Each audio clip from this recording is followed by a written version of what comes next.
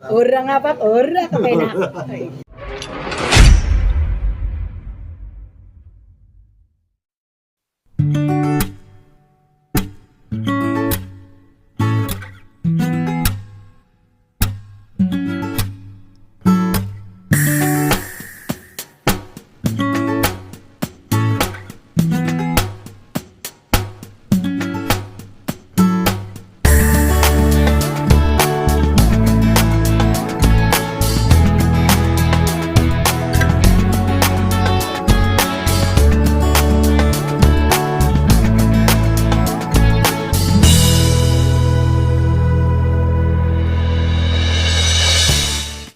Oke, pada hari ini Rabu 31 Juli 2024 bertepatan di Bebek Salaman dan Warung Soto Wawan yang ada di Bintaro. Saya Eka Montana sebagai host, artis dan penyanyi dangdut ikut hadir memadu acara sampai selesai. Acaranya itu adalah apa? Acaranya itu adalah pada sore hari ini kita akan segera meresmikan, melaunching dan tasyakuran RKN gitu ya. RKN itu apa? RKN itu adalah Rumah Kita Nusantara ya. Jadi apakah itu Rumah Kita Nusantara? Rumah Kita Nusantara itu adalah wadah, suatu wadah untuk para mungkin pegiat sosial, terus ada juga teman-teman yang punya keahlian dengan segala bidang yang ada, disatukan menjadi satu wadah di RKN ini dengan berbagai latar sosial yang berbeda-beda untuk menyatukan ide-ide, kemudian perspektif yang berbeda demi kemajuan Indonesia dan bangsa negara kita yang tercinta ini. Juga mungkin kita nanti bisa berkolaborasi menciptakan program-program yang tentunya bagus untuk memajukan bangsa dan membangun negeri Indonesia yang bertepatan di Bebek Salaman yang ada di Bintaro pada sore hari ini. Seperti itu.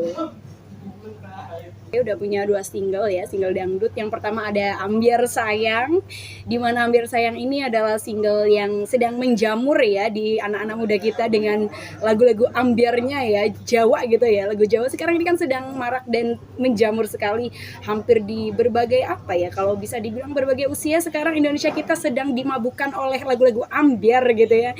Jadi saya rasa single pertama ini yang saya punya ini mewakili sekali tentunya teman-teman se-Indonesia untuk mungkin bisa menikmati lagu saya yang judulnya Ambiar Sayang. Terus yang kedua ada di Geol-Geol.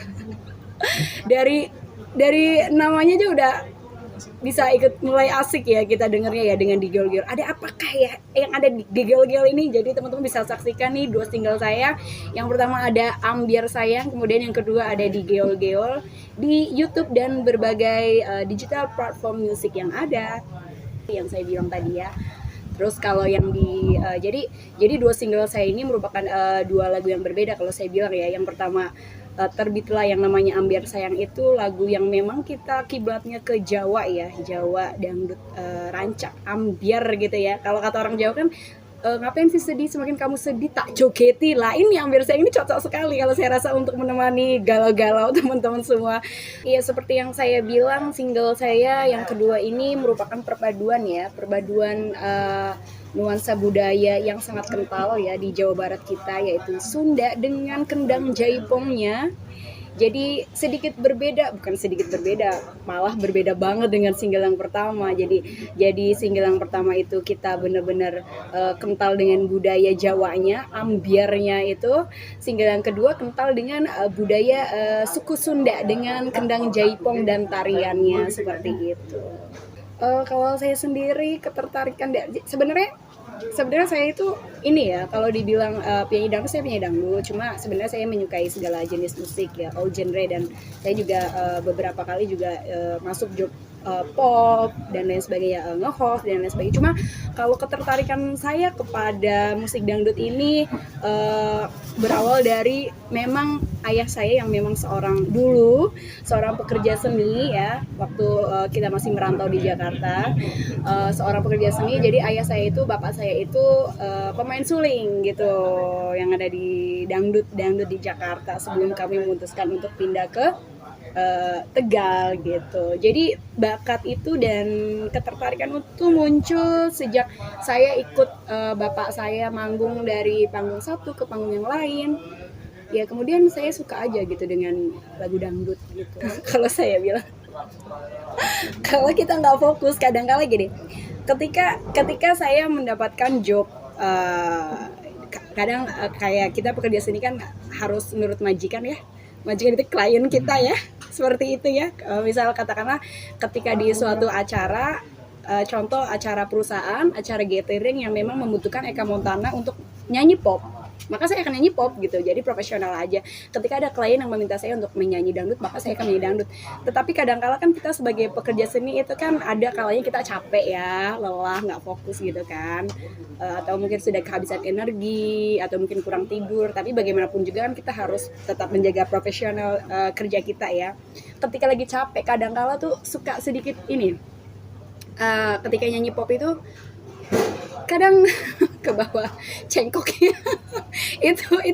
itu sering terjadi saya ketika memang capek gitu. Terus begitu juga di dangdut, kadang-kala di dangdut saya kadang ada ke bawah, kok gue agak ngepop dikit ya, kadang gitu, kadang kalau capek gitu kan. Cuma ya gimana pun juga kita namanya artis ya, harus profesional kerja supaya penonton senang, audiens senang, dan tentunya majikan, klien kita ini merasa puas dengan performa kita pada saat itu juga. Jadi semampu saya untuk menjaga perform pada saat itu untuk tetap oke, gitu, semaksimal mungkin. Kayak gini, sebenarnya wajar ya, apalagi negara kita itu kan terkenal sekali dengan dangdutnya ya, dan banyak sekali orang itu suka dengan seperti nyawer itu apa ya, seperti suatu kesenangan sendiri. Kita bisa nyawer, kita bisa berbagi rezeki, bukan terhadap penyanyi saja, tapi terhadap musisi, terhadap semua yang ada di panggung, MC ya kan. Itu kan suatu apa ya namanya, berbagi rezeki itu subhanallah banget kan, alhamdulillah. Cuma kadang-kala ada di kalau yang murni mungkin ingin menyawer dan memberikan rezeki itu saya apresiasi. Cuma kadang-kala ada, kalau bisa kita bilang nggak semua, hanya beberapa saja, kita bilang oknum atau orang yang memang mungkin dari visualisasi saya gitu ya, terus kemudian tertarik atau apa sampai nyium tangan seperti itu sih. Sebenarnya gini, ini sebenarnya sudah resiko saya. Cuma kadang saya kadang tegur gitu, oh iya mas. Cuma kadang, jadi kalau saya sih belum pernah yang namanya menghadapi penyawer yang tidak sopan atau senonoh, belum pernah. Hanya beberapa kali, nggak hitungan, nyium tangan iya. Kalau saya memandang dari segi positifnya, itu adalah bentuk respect dia atau bentuk kagum dia mungkin ya sama saya, itu aja sebatas, atau mungkin mengapresiasi dengan visualisasi saya atau mungkin suara saya, sebatas itu aja. Dan saya malumin aja, maksudnya kalau cium tangan itu kan kita juga biasa sama orang tua cium tangan ya, gitu aja. Kalau sebenarnya gini, kalau kita bicara fans ya, sebenarnya mereka itu tidak perlu di manage. Fans yang sejati yang ada dimanapun, mereka bisa menempatkan diri. Bagaimana harus bersikap kepada bertemu dengan artisnya, bagaimana bersikap ketika memang artis sudah capek, dan sudah bisa dipastikan kalau memang fans yang boomhead ya, yang tidak suka atau mungkin malah membuli artisnya, itu saya rasa bukan fans. Artinya secara tidak langsung saya bilang kepada seluruh fans saya yang ada di Indonesia dimanapun itu, dan utamanya ini saya sebutkan ya, utamanya laki-laki dimanapun berada. Selama ini memang saya belum pernah, dan jangan sampai ya saya menerima apa yang namanya sikap kurang ajar laki-laki fans sama saya, belum pernah. Tapi kebanyakan fans saya ini tanpa saya manage, mereka tahu diri kapan saya harus menemui mereka ketika selesai perform, kapan saya istirahat, tidak bisa diganggu, tidak bisa di boom DM apa segala macam, inbox gitu kan. Dan saya show dimanapun, mereka sudah tahu rasanya dari postingan saya, itu aja sih. Jadi otomatis termanage sendiri. Fans sejati loh ya. Rumah Kita Nusantara ya. Harapan saya sih untuk semua teman-teman yang sudah bergabung dan ada di naungan Rumah Kita Nusantara ini, tentunya menjadi produktif dengan seperti visi misi RKN pada awalnya, untuk membuat kolaborasi ide-ide, pemikiran-pemikiran apa, inovasi-inovasi apa yang bisa kita kembangkan, yang bisa kita buat untuk kemajuan bangsa bersama. Dengan budaya kita yang sangat kaya sekali, bagaimana cara kita memanfaatkannya dengan baik dan benar, memberikan program-program yang bagus untuk seluruh masyarakat Indonesia sih. Kalau bisa saya bilang supaya ke depan bisa memberikan dampak yang baik untuk rakyat Indonesia dan untuk negara kita tercinta. Dan satu lagi tentunya saya kan bertemu dengan orang-orang baru di sini ya, dengan berbagai latar belakang dan keahlian yang ada ya.